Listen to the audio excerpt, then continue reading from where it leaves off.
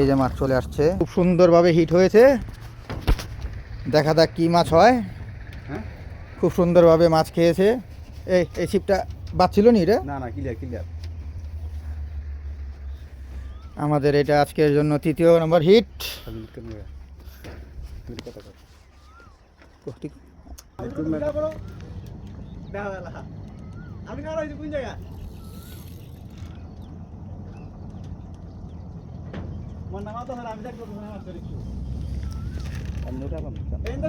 না ছোড়ো কাতলা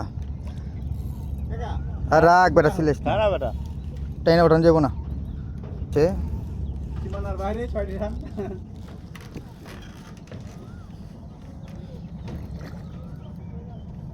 বললাম একটা টোপ দেই, আপনার কি বাড়ি দিতেছেন?